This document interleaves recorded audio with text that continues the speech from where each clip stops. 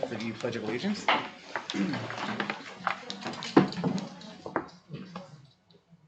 Pledge allegiance to the flag of the United States of America and to the republic for which it stands, one nation, under God, indivisible, with liberty and justice for all.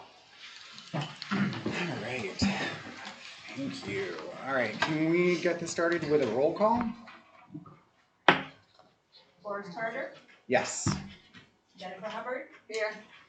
Nicole Keeler is absent. Christina Kaiser. Here. And Patrick Knott. Here. Roll call is taken.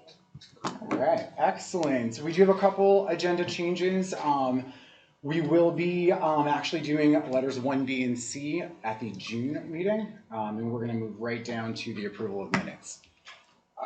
Do I have a motion to approve the minutes of the regular meeting on April 12th? And can we do these together, or should we do them separate?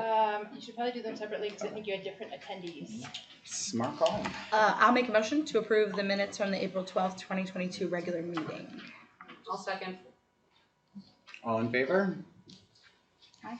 And I believe I am abstaining from that one. You're abstaining, Forrest? Yeah, I don't think I was actually at that one. I think it's the April 20th. I think the special one was the three of us, right? Were you?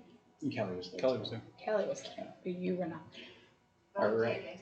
Can I get a motion to accept the special meeting minutes from the April 20th, 2022 meeting? I'll make that motion. I'll second. All in favor? Aye. Aye. Is that the one? It was the one with the You weren't print. there. Yeah, okay. So you abstain. Patrick abstained. All right. Do we have any public comment tonight for any of the agenda items? I have public comment, but I don't know if it's regarding any of the previous meetings. Now is the time to come on up. I know. Hello, my name is Joe Habel. I have a 6-year-old in a few days and an 8-year-old in a couple of weeks that attend this school, kindergarten and second grade.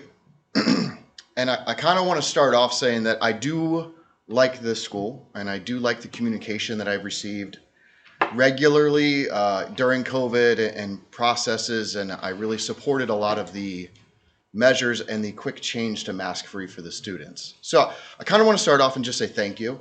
However, I do have something to bring up that is a problem, which may or may not have been solved, but I don't want to let it just stop. I don't want the traction to just give up. It needs to keep going. It needs to keep being worked on. And so I loosely talked with the principal a little while ago, my daughter and Sharice Burke.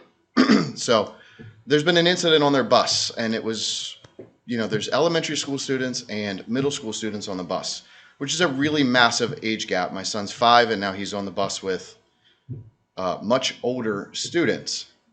And so is my daughter. And there's been several incidents on the bus with the middle school students in particular causing issues, with one incident resulting in my daughter's best friend getting punched in the face, and then a separate incident a few weeks later with the same 2 girls getting juice thrown at them. And I'm not going to say it because it's recorded and live, but they were called F&Bs by middle school students. And if anybody in here is a parent, you can understand how that might make you furious. And as a father, that I can't get on a bus, because I'm not gonna. But, I can't do anything about it as a father except for come here. It's not necessarily the bus driver's fault, but there's a system fault. And it sounded like there was an attempt to remedy the problem by a bus schedule pickup change, which would increase and encourage the younger students to sit further up forward, but it's not strict. And even if it was, I haven't heard anything about that. I didn't get a phone call or an email. Hey, Mr. Habel, we know there was an incident. Here's what we've done. Here's what we're attempting. Here's our progress. This is the vision. This is our goal. And so some feedback would be appreciative. But like I said, I'm not going to stop. In a perfect world, I'd love to see the middle school students completely away from the elementary school students. I understand there's probably some financial problems funding, bus drivers. I know there's bus driver issues, and that's probably a near impossible task.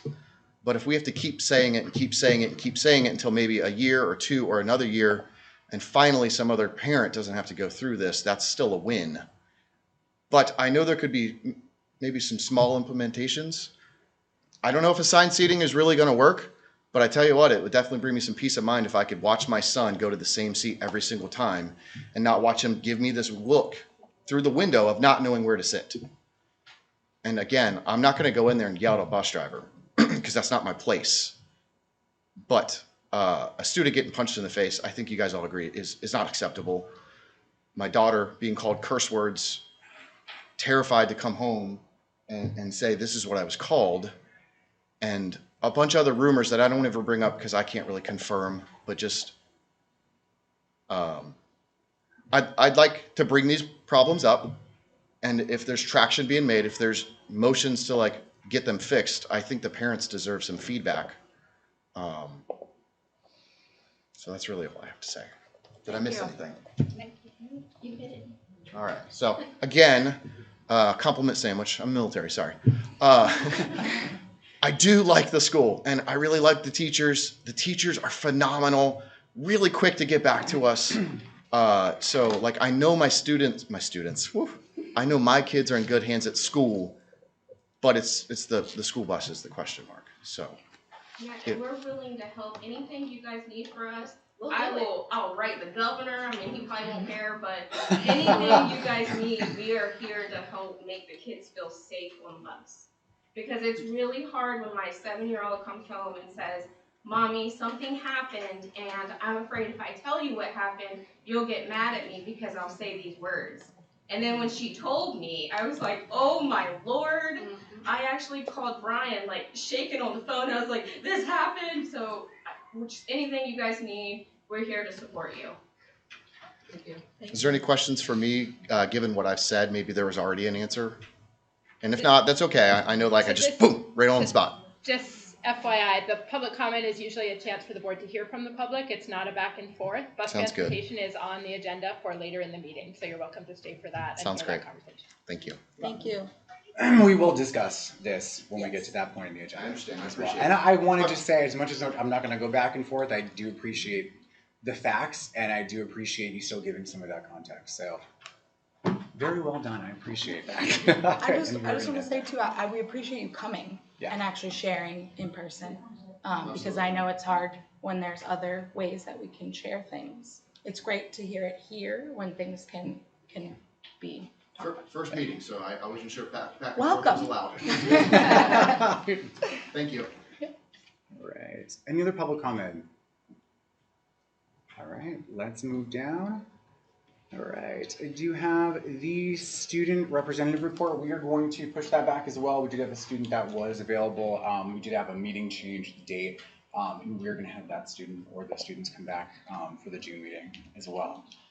So we are down to number 4B, superintendent's report. Mary, you're Yeah, up. so it doesn't all feel as timely now, but I just had acknowledged Teacher and Staff Appreciation Week that had come by, as well as Principal Appreciation, which happened on a Sunday.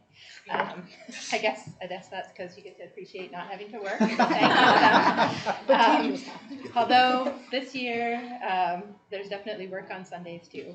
But my thanks to them, my thanks to all of our staff for their efforts, and thanks to the parent associations for supporting and recognizing our staff this year. We are nearly complete with the Executive Director of Student Services hiring process, so we expect to make a nomination to the Joint Board at the meeting on May 24th. And then I made a note about transition to the high school, so Dr. Hobbs and I have met with 8th graders across our districts. I had the opportunity to meet with at least half of the 8th graders here at Seabrook. They're very articulate, very thoughtful about their experiences in school. It was important to me to meet with them because of the disruption that has occurred for their middle school years due to COVID. So it was important to hear from them as we think about what what they need moving forward and how we can best support them in high school, but also to reflect on their experiences K-8 and what's working well and what they feel maybe hasn't been as great. But they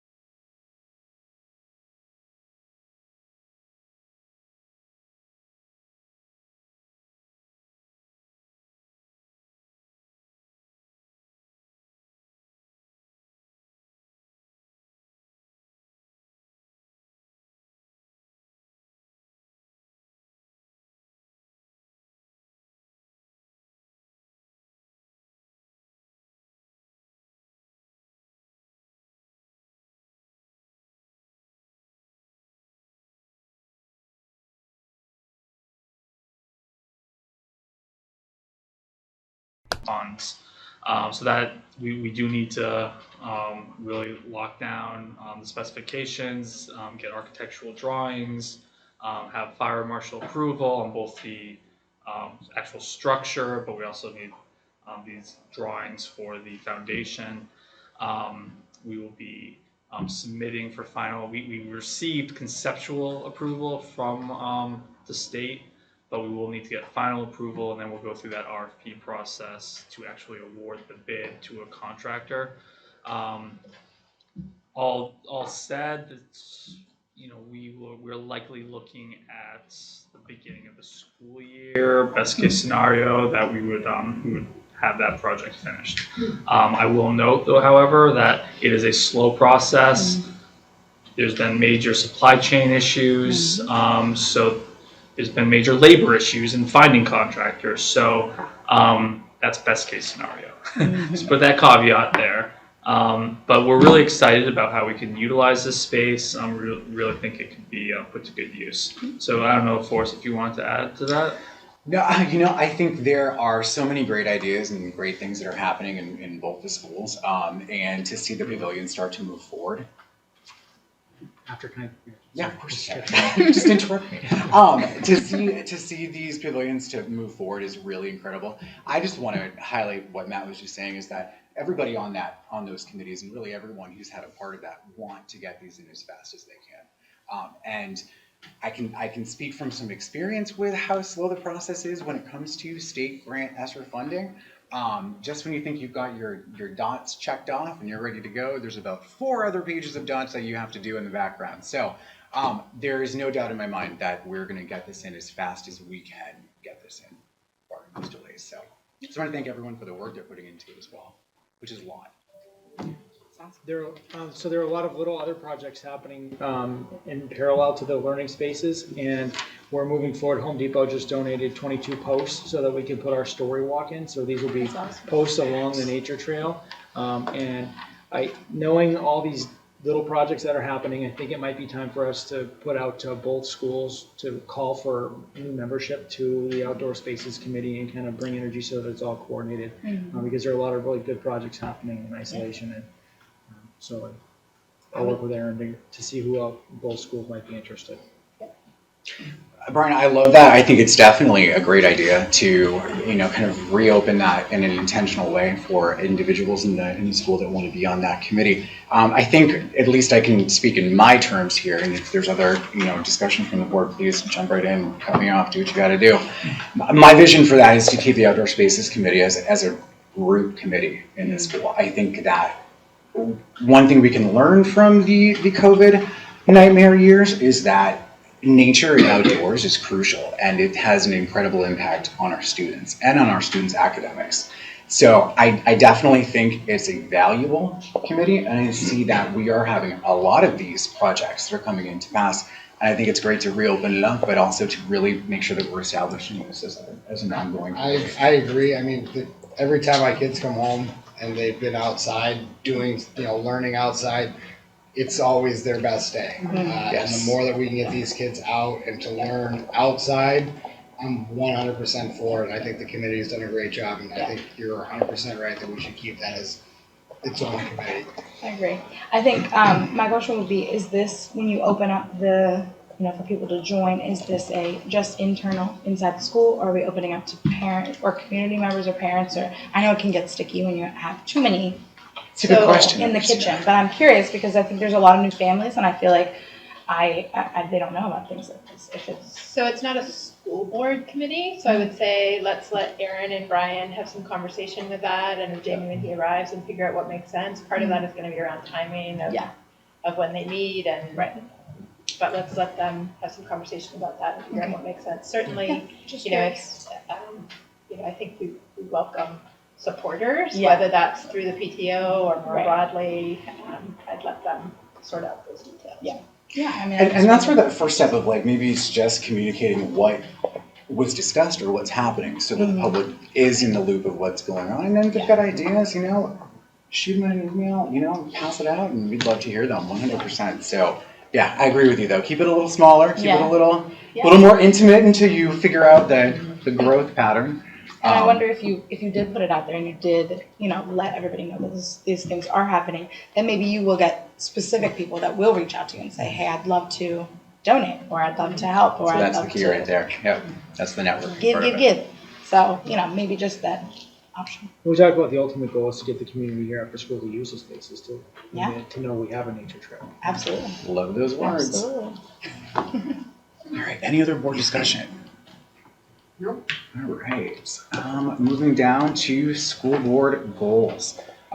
We have been, if it's okay for me to take a lead on this, we have been behind this year on redoing our school board goals I could go into the reasons why, but I think we all can be on the same page as where some of these delays are coming from. However, what I think we should do, and I don't mind taking the lead on this, is to take those 3 school board goals and have them at least rough draft updated before the next meeting. What I can do is take a look at where we were. I did have a big part in redoing the goals before. Send that to Meredith. You can send that out to the board. And then hopefully we can get something rolling and adopt something the next time that we come together. And if we provide feedback, we should just reply to you directly and not to everyone. Is that more effective? Yeah. So when you reply, because the discussion take place at your next meeting. Okay, perfect. Fabulous. We're all good on that? Yeah, it's good to me. Sounds good. All right. All right, moving down to new business. Just make sure Matt's got a full list. Yeah, Those really. are a lot of things that sound very Matt-like. It's just a Matt meeting today, you know? First. All right, federal grant general assurances. Oh, I love these. These are lovely. So as a subrecipient, and when I say sub, it's because the state receives the funds that gets passed through to us from federal sources. So that's the ESSER funds that we receive, IDEA for special education services. We need to certify that we are that we have the proper controls in place in making these types of purchases using the federal funds. So that includes having policy up to date. For instance, DAF, which you just approved, is one of those policies. And then the other, the controls, the financial controls for these funds. I will note that the other piece to this process is audit. So we have the state conducts federal fiscal monitoring. We just went through that, and I reported back a couple of months ago on that result. So that is what this applies to, right? So in any event, we provide these assurances to the board for your review, and then the superintendent and the board chair will be asked to sign off on this document, which we'll submit back to the state. So it's for your informational purposes. I'm pretty familiar with the general assurances as well. We actually have to go through a very similar process because we're grandfathered. So I don't have any questions on this. Does anybody have any questions? And Matt, are you ready to have me sign that this afternoon, or is that something you want to send my way? I will. Yes, I will send that to you. I love documents. Right. It's a lengthy document, so with multiple signatures. So. Yeah, those ones take a little bit of time to upload onto my. You had one a little bit ago. There was quite a lot of pages on there. All right, let's move down to awarding of the bid for interactive projectors. Thank you. So the bid process has concluded for the proposed interactive projectors purchase, and that's part of the ESSER plan that the school board had previously approved. Bids were sent directly to 10 vendors, 3 submitted bids. So we are recommending award of bid to Ockers in the amount of $22,212. Do I have a motion to accept the award of bid? Make that motion. I'll second. All in favor? Aye. Aye. Excellent, that's exciting. All right. can't believe we're even talking about this right now, Yeah, but why? award of bid Why? for snow removal services. All right. Yeah, so our contract has expired, so we did go out to bid for a new 3-year contract for snow removal. We sent the bids directly to 8 vendors, 3 attended the walkthrough, and 2 submitted bids. So we are recommending award of bid to enter into a 3-year contract with ELM Services to provide snow removal services here at Seabrook. I'll also note that that is our current contractor. Well, it's good that you know that you're getting a good rate. This may be a stupid question, but how come the DPW doesn't do our schools? Snowplow. I don't think it's a stupid question, but I do not have an answer for you, John. Does anybody have any information on this? Or Like the town. It's a town building. We had talked about it a lot in budget, where that came up, Matt, I know you. Yeah, I mean, we try to foster as cooperative a relationship as possible with the town, but obviously, the school only has certain resources, and the town has a certain amount of resources. Previously they had provided trash removal for us. However, that became, I guess, an extra burden, so they are no longer providing trash removal services for us. However, we're always open to working with the town to kind of create some efficiencies and shared resources. I will note that one of our other school districts, the town provides snow removal services, so it's not terribly common. And that one is Southampton, which is obviously a smaller scale. It's a significant amount of work here at Seabrook, so it would probably require additional staffing, which would be for DPW, so that would likely not be cost prohibitive. And whereas we can contract out for $30,000-$40,000 a year, which would be less. So it's a great question, something that we always are looking to potentially share with the town. How do you go about facilitating those questions? Like, is that like a one-time thing? You'd reach out, they would basically tell you that, and then it never is brought up again. You know what I mean? And not saying against you, but I'm saying in general, because again, a lot of the questions came up at the budget committee, where a lot of those situations where why don't we, use things for different things? And I don't feel like there was really ever an answer, not from you again, but just in general, from different town resources to say like why we don't. Yeah, I mean, it's part of it is the structure, right? Because it's separate entities with separate budgets, so there's a natural conflict there. We try to break down that barrier and try to work together because it's a single tax base, right? But what I try to do, and I know on the town side, the town administrator, Bill Manzi, is try to keep that open line of communication. Just recently, the town worked on our behalf to resolve a school bus issue, a school bus stop issue, where they worked with the BJ's, that lot, so the property manager. They worked with that property manager to allow us to turn our bus around in their parking lot, because otherwise we wouldn't be allowed to go onto private property. So they were able to work with that property manager and give us access, which really helped us with the safety for our students, because otherwise the bus stop would be on Route 1. Which is not ideal.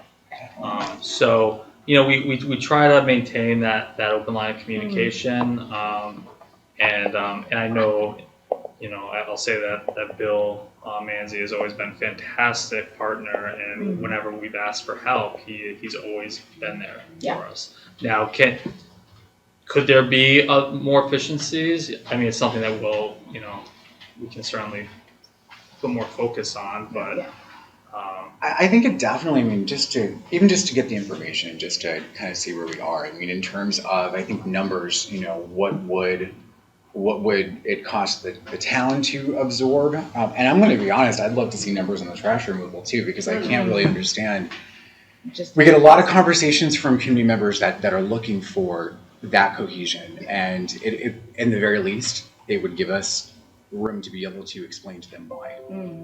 So I'd love to see some numbers over what it would either cost the town to do it, and then what we would be able to not have to spend on those areas, because if that's the case, this is money that could be going towards students in a lot of other I areas. mean, people complain and ask all the time about their taxes and what it's going to, so we can get, at least have the numbers to present to people when they ask those kind of questions. I'm definitely interested in the trash removal, why they wouldn't be able to get the trash to our town dump. Yeah, and Why is that such a problem? I Because actually think this year too, Patrick, would be a good year to at least reevaluate. discuss it, because my understanding, we had a school board meeting where the selectmen that was voted in did have a lot of questions on that. Why are we not Exactly. working together interagencies? It seems like a why lot are we of, buying like, the same dump- things Yeah. when we Yeah, could be? we're spending money on the exact same things, like Right. private contractors versus stuff that the town's already providing. Definitely get the information out there, we can maybe be more efficient, and like you said, use that money to facilitate, getting something better for the students here. And it's the same thing with the paving project. That was in our warrant article. We discussed that at the budget meeting, discussing why we can't reach out to the town and have the town do the paving. I mean, because we're all driving on it, but, so those were all questions for them, so. So we can certainly talk with the town administrator about those areas and report back to you. And another option down the line would be for the board to request a meeting with the selectmen. Okay. And have Oh, I a know them all very well. joint discussion about that. But Yeah. let us start with a conversation and see what Okay. information. I love it. Sounds good. That would I be love great to know though too, for a meeting with them, just to know that that's like the next step. Yeah, That would be great.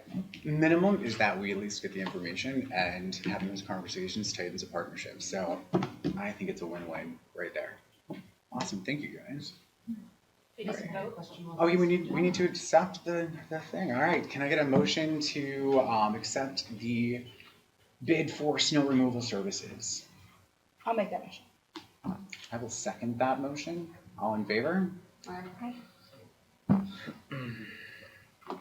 right, and we do have acceptance of a gift from the Citizens Organization to raise education PTO. Yes, we've received a gift from the PTO in the amount of $1,000 to support end-of-year field trips for 8th grade students. So we thank them for that. Nice. I will note that we have some donations for the elementary school as well that we'll present to you at the next meeting. So they're always very balanced in their awards of funds. And just by going to the meeting the other day, I did discuss with a PTO member, and they were wondering if there is a way to, in the beginning of the year, put out the total, because the total is going to be the same, and then to put a motion forth to accept all of the money as a whole to be distributed into these, different field trips, and then with any remaining funds, to have something in there for what happens with that when it returns to the PTO. Certainly if they want to, note up front Yeah. where their funds are being allocated to and how much, Yeah. we'd be happy to Okay, accept those perfect. donations. Because it's specifically for field trips. That's what she had said, because it's the same amount and it's for every field trip that, And you get it Is one that and that? done. Yeah. All right. Okay. I will. Sounds efficient. I like efficiency. All right. Another thank you to the PTO again. Any other discussion before we cast? All right. Can I get a motion to accept the gift from the PTO? I'll make that motion. Make the motion to accept the PTO's gifts. I'll second. All in favor? Aye. All right. 8th grade graduation. Yes, so board member had requested that this be added to the agenda, and I think the question was, why is it held at Winnicott versus at Seabrook? So I'll give you a few of the reasons and then we'll go from there, but essentially capacity. Students are allowed 6 tickets per student at the high school versus 3 if we're in the gym, just based on capacity of the space. The high school auditorium is also air conditioned, which is not the case with our gymnasium, and it can be pretty warm in June, as you know from last weekend and the weekend upcoming. Their sound system is also better, in better condition than ours. if you attended the play, you know some of the struggles with our sound system, unfortunately. Please no, that is not a criticism. You guys were fabulous. You were did a great fabulous. job. We could use a sound system upgrade to fully realize the benefits of the student performances. The stage set up with the auditorium also is more conducive to families who are seated, being able to see their individual student graduate. And then, not an official benefit, but a nice one too, is just another opportunity to visit the high school, which for students and families who may not have had much experience there is just another check in the win column. So that's the rationale and my understanding, and I'm sure Rebecca would know better, but that it's been at the high school for at least the last 10 or so years. 15, I've been there 13 years. 14 years. That's, yes, So that's, sorry. Just, yes. Yes, wonderful. This would probably be, again, great information that I don't know how it could be best distributed to people with questions, but I feel like this would be really great because that makes a ton of sense when you hear it. And when you just hear, well, why can't we? It's like, why wouldn't we just do it here? This is our school, this is our town, this is all those things.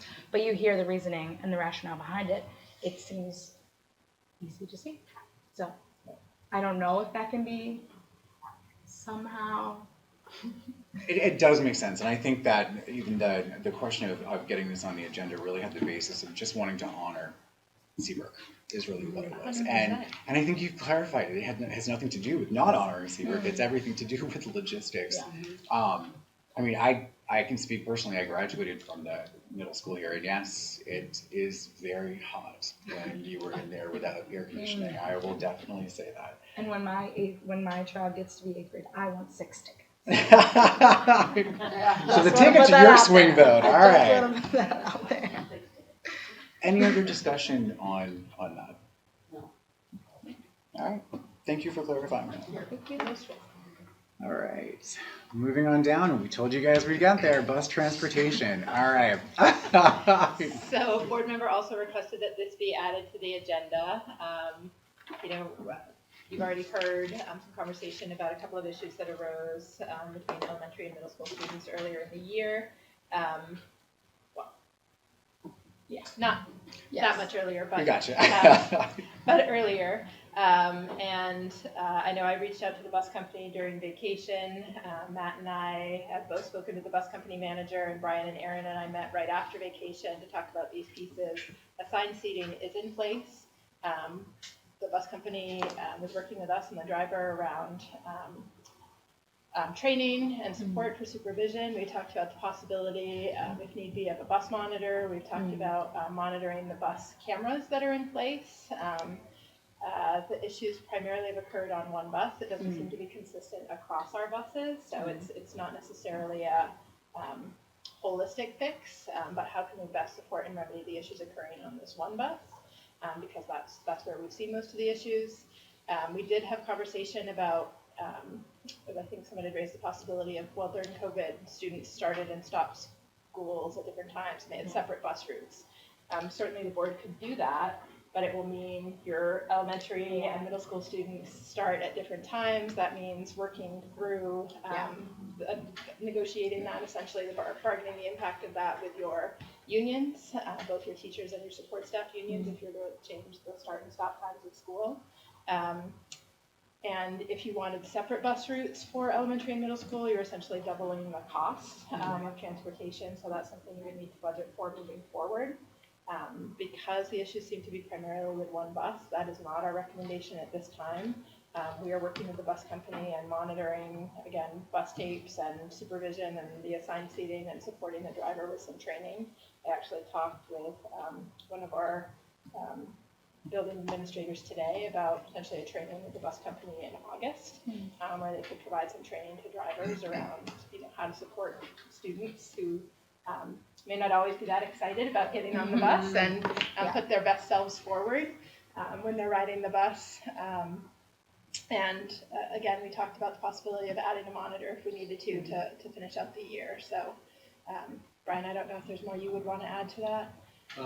I can say that with middle school and elementary school, there's always going to be a little bit of a, there's a divide in the behavior and the maturity level for the kiddos. And we are working with the middle school when these incidents happen to make sure they're addressed as fast as possible. And then that consequences or education happens for the students that need to understand what the expectations are on the bus. Also reinforcing it through my Sunday messages with families for the last few weeks that it's really important that students are safe on the bus, because while it is required that we provide transportation, it's also they require that they follow the expectations and the safety, because we can also ask students to come off the bus for a little while if that's necessary. So I do have a couple questions, and the reason I brought it up to put it on, because these stories are super concerning, and if it happened to my child or any child, I mean, you never want to hear about anybody getting punched in the face, but especially a young child and a middle school situation. And for me personally, I would want to know what the solution was, and then if another situation happens with the same, and I don't know if both, if it's all the same students, but for me, it seems like there needs to be something done about those students if things continually happen. And as a parent, I would want to know that something was being done. And I'm sure that you guys, but I know because there's elementary and middle school involved, then you have to hear from both parties, because I'm sure you're restricted in what you can share about a middle schooler and vice versa. So generally speaking, consequences or support we can't share with both parties. However, it is progressive. So if an incident happens and then a second incident happens, the consequences are appropriately.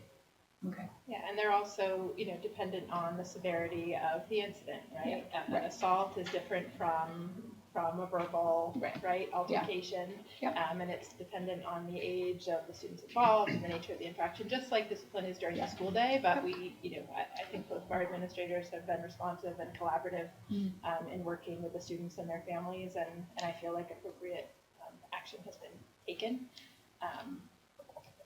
But to Brian's point, it is a challenge, right? I think making sure that students are, seated where they're intended to be on the bus is a piece of that doesn't preclude students from yelling over the seats or moving around, because students do those things. But our monitoring and our instruction to students and the follow-up and the educational pieces also helps remedy that. I don't know that provides, absolute peace of mind, but I hope it, helps parents understand that we do want to know when these issues occur. Yeah. We do have mechanisms in place to monitor and address the issues when they arise, and we've talked through additional steps that can be taken if the issues aren't resolved. So I know it's been voiced to me, and it was a concern of my wife's when we had very little kids riding the bus with the 8th graders, and things get rambunctious on there quite frequently. I was kind of a fan of the 2 buses staggered, and I've talked with a handful of parents, and they didn't mind the staggered buses. The middle schoolers starting a little bit later actually wound up working out a little bit better for them, because these kids they don't want to wake up in the morning, and that kind of helped with some of the issues. I completely understand that there's going to be like a whole union negotiation bargaining issue with that. And I don't know if that's necessarily the best step forward, but most parents I've talked to have been they'd like to kind of see the separation between the elementary school and the middle school. Just then you can have your monitors or whatnot. Kids like kids are staying with like kids. Like the little kids, I mean, there's kindergartners on that bus. Kindergartners being yelled at by a bunch of 8th graders that are, how old are you in 8th grade? 13? Yeah. I mean, we're looking at a pretty big age difference, and there's the content that comes out of kids' mouths between kindergarten and 8th grade is astronomical. And it never happened with my kids, but I do know of a couple of my neighbors that had problems with 8th graders yelling at 1st graders and calling them all sorts of nasty names, and the bus company feels that their hands are kind of tied on a lot of this stuff, because the As soon as you start getting into it with the kid, now you've got other disrespect stuff going on. And a lot of the parents, when the bus company says their kids were acting up, they don't like to hear it as well.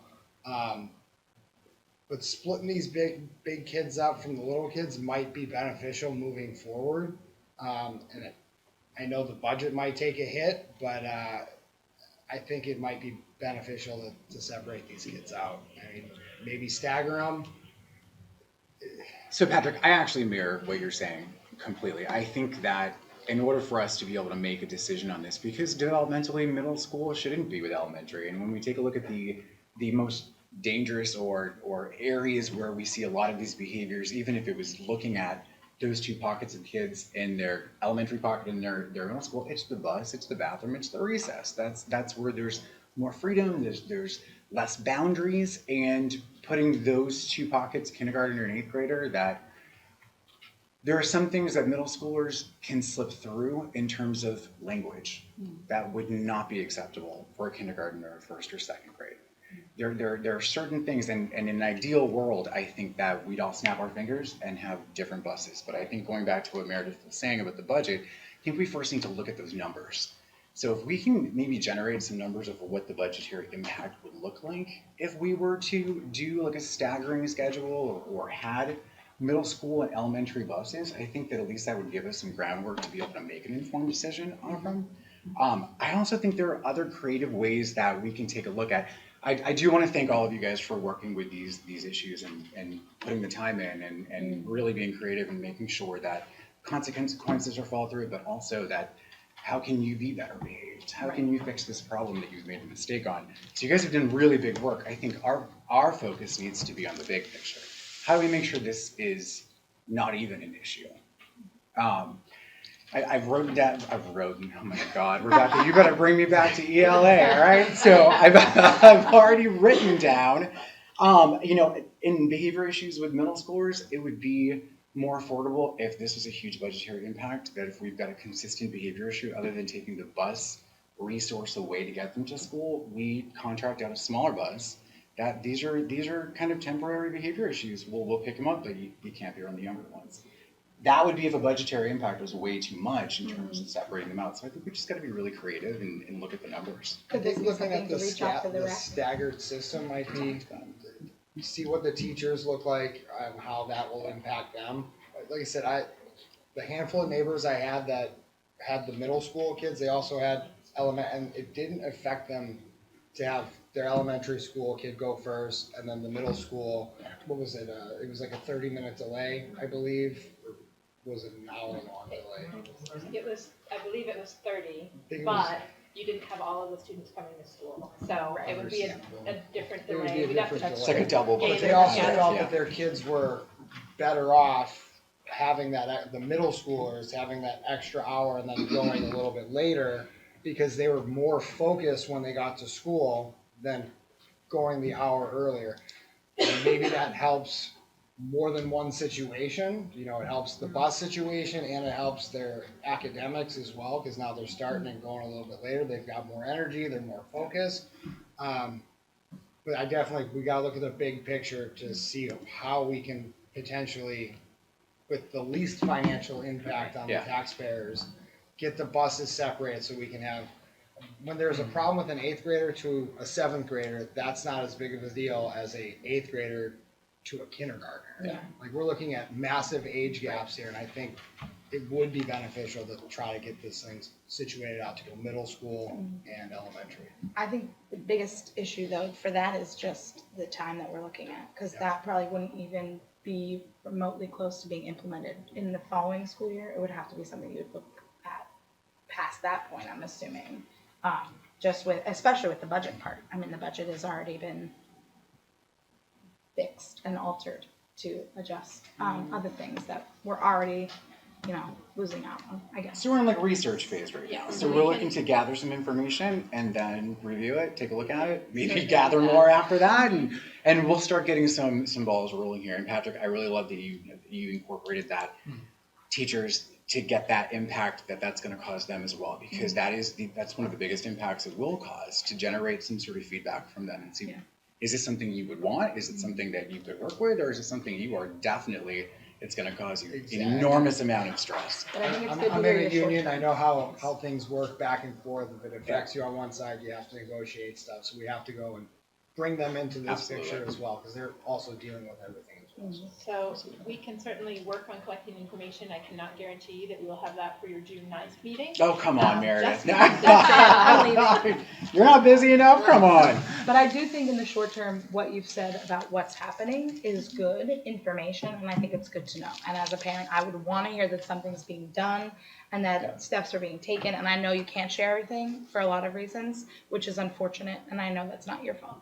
But as a parent, I would want to know that things are changing, and it may take a little bit, because if you're trying different things and you're working out different things, I think it's important to know that there are steps, and then there's future steps after that if those processes don't work. Yeah, and I would also encourage parents that if they do have concern, that they reach out to the school, because while people may think we've heard specifically because the student talked to their parent about it, it doesn't mean that information has necessarily been passed on to the school. Facebook doesn't count, you have to contact. And we, Get a sign that says that.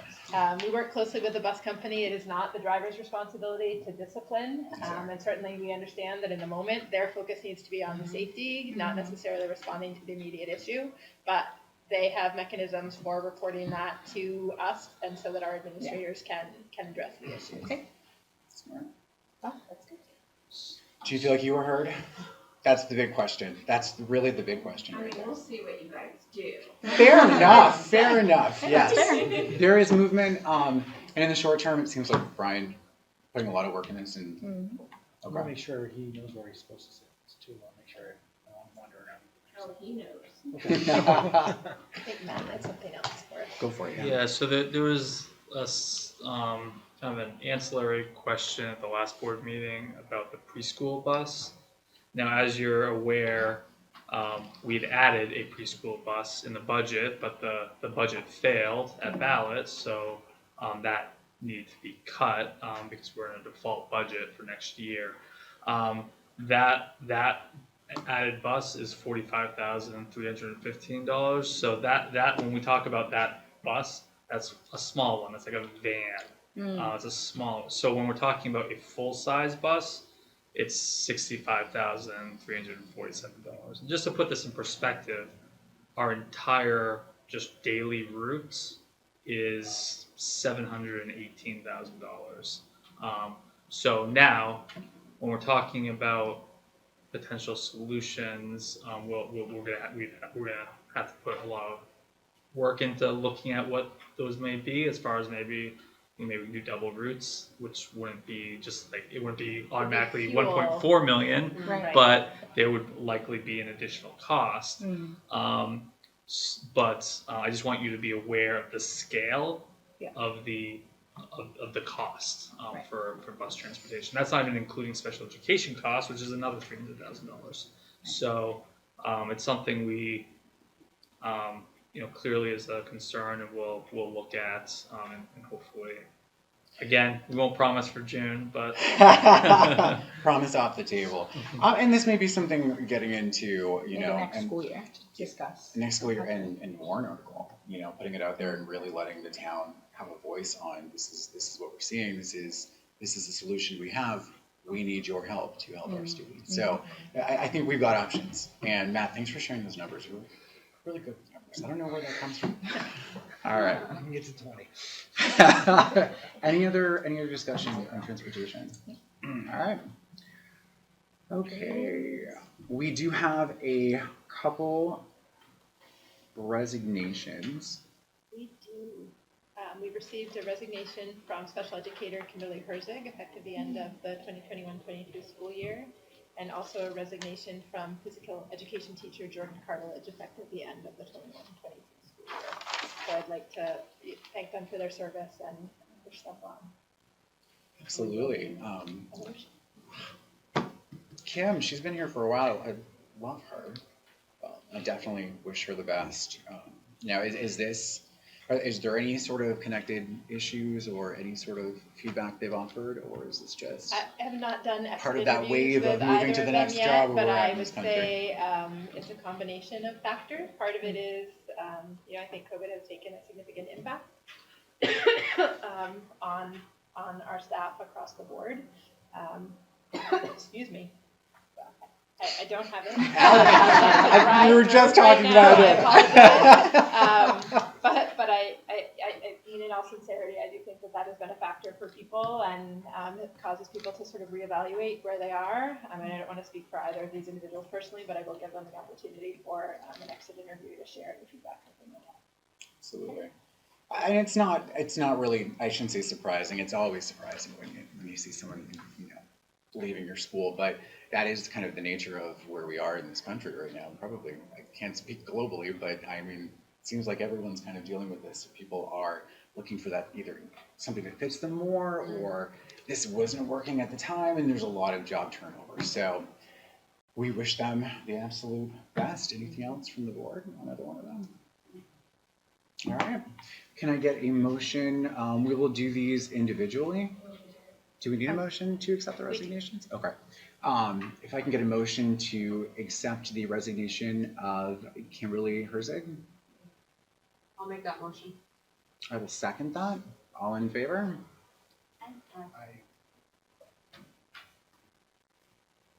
All right. Can I get a motion to accept the resignation of Jordan?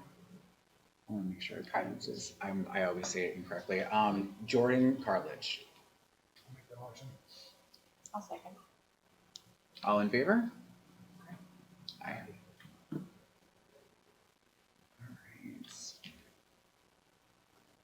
I believe we go into non-public now. Is Yeah, that- if you just want to announce the future meetings, and then we can transition. Okay. Future meetings, we're looking at number 8 on the agenda. We do have an SAU 21 joint board meeting on Tuesday, May 24th. We also have a joint board policy committee meeting on Wednesday, June 8th. And we do have a Seabrook School Board regular meeting on Tuesday, June 14th at 4:30 p.m. I myself do have a conflict on the 14th. We could discuss that after, unless we want to discuss it now. I can be here for the first hour, maybe hour and a half of the meeting, but my understanding it's going to be a pretty long meeting. I don't know. I think we can hold it to an hour. Okay, well, all right, then we don't have a problem then. Just All be very right. efficient for it. In the very least, if we have any voting, we can do that at the beginning. Maybe push that forward if the board's okay with that. And then if I've got to, I'm going to say the word skedaddle. I haven't said that word in a long time, right? Skedaddle. That's a word too, Rebecca. All right. Right? It's a good word. I love that word. So it looks like we don't have a conflict. All right, beautiful. All right, I'm going to, can I have a motion to go into non-public under RSA 91A 3-2? I'll make a motion to enter. A and B. A and B. I will make a motion to enter non-public under RSC 91A and B 3-2 at 5:49 p.m. I'll second that motion. All in favor? Aye. Aye. This one has to be roll call. Oh, roll. Sorry. I know, we just talked about that too, didn't we? Forrest Carter, Yes. Jennifer Hubbard, Here. Yes. Christina Kaiser, I'm not here. Yes. Patrick Nutt, She is here then. both taken in count. So I was reading Kelly's message about the. All right, can I get a motion to come out of non-public? I'll make that motion. I'll second that. All in favor? Aye. All right, we do have some personnel updates. We have a retirement for, I can say all this more, right? Okay. Just double checking. We have a retirement for Cindy Fagan. Before we cast the motion to accept that, if there's any board members that want to highlight, her contribution or anything like that, you have a few words to say. I will. I've worked with Cindy for many, many years. I was in the school when she was coming on board and doing the after school in SAS. And I just want to thank Cindy for all the hard work she's put into it. This has not been an easy road.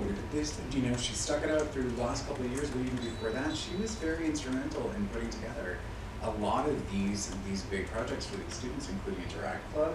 I was actually lucky enough to go to her presentation that she just had with students, and I will say I loved the students that she had up there really working on these projects, and it was all about giving back to the environment, and I think that is just the tip of the iceberg of what Cindy's been able to accomplish. So I'm sad to see her go, but I think retirement can be a wonderful opportunity to de-stress and get your little bucket list items out there. So, anybody else? All right, can I get a motion to accept the retirement for Cindy Fagan? Accept the retirement. I'll second. All in favor? Aye. Sorry, just asking Matt, had to win a minute.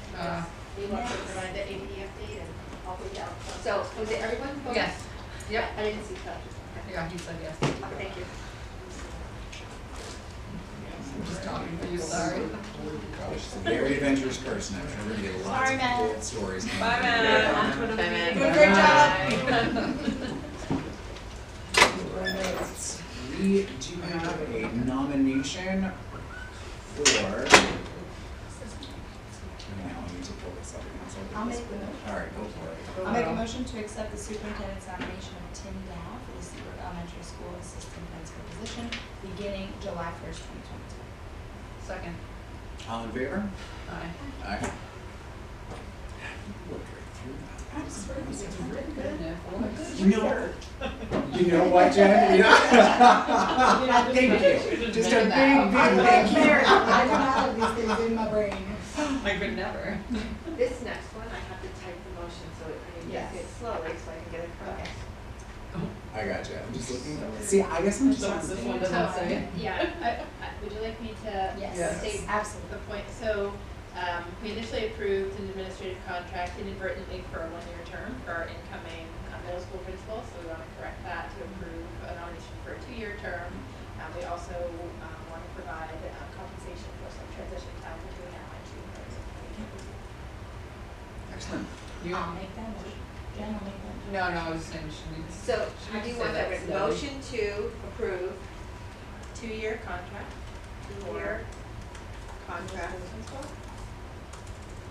And compensation for transition work for the end of June. Compensation for transition work.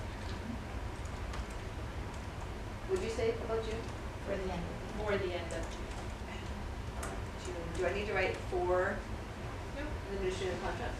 No? Okay. So I had a motion to approve two-year contract and compensation for transition work for the end of June. Sounds good. Okay. Second motion. Who did the first? Christina. Patrick? All in favor? Aye. Aye. Right. And if there is no other discussion, do I get Oh.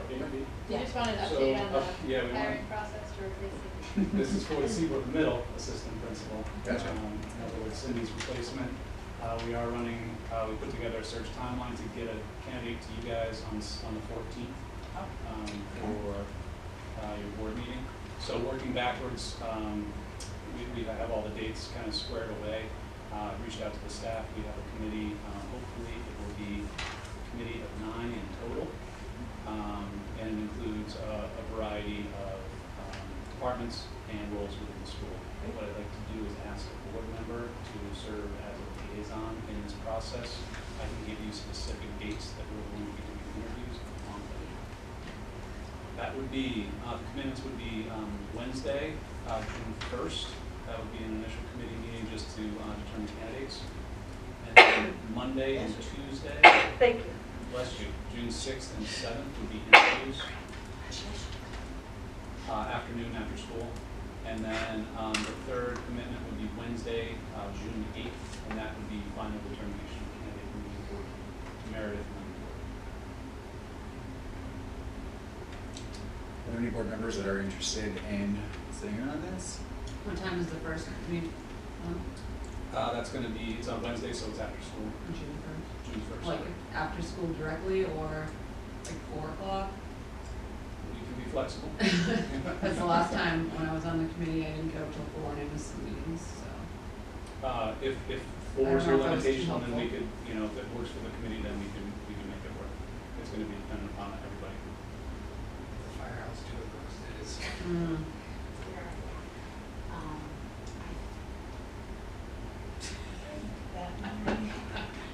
I would throw my hat in the ring here, but it's such a super busy time when I'm not sure I'm gonna be able to commit to all those dates. So we'll start with trying to see if we can manage that schedule. Okay. Are any of those virtual? Yes, the first would be Zoom, and then the 8th would be Zoom as well. The only thing I'd like to do in person, just flat out, is the actual interviews. I think those go better in person, Mhm. so we'd like to do that with the committee. And that's the 6th and the 7th of June. So But they'll be those would after a- school. Correct, Okay. the non-negotiables. We'll have to stack them up, it depends on how many candidates. Right, okay. I can potentially. It's up to you. I can, Because Wednesdays are my day off. And if those are, of course, those are on Zoom. Okay, and then 6 and 7, I work at 2:30. And it's in Hampton, so.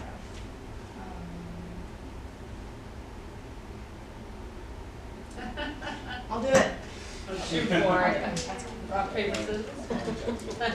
Yes. Maybe reach out to both and then. at the And then, same yeah, time- maybe if you don't. I would say maybe you guys could do that alternate kind of thing too, Yeah, if there's any sort of Yeah, issues as long as with the that. board knows what's going on, that's the point. right? Absolutely. I like doing it. It's just that the timing is the only thing. I appreciate being part of the other. Actually, it's a really great experience. Like, cool, awesome, all right. Thanks.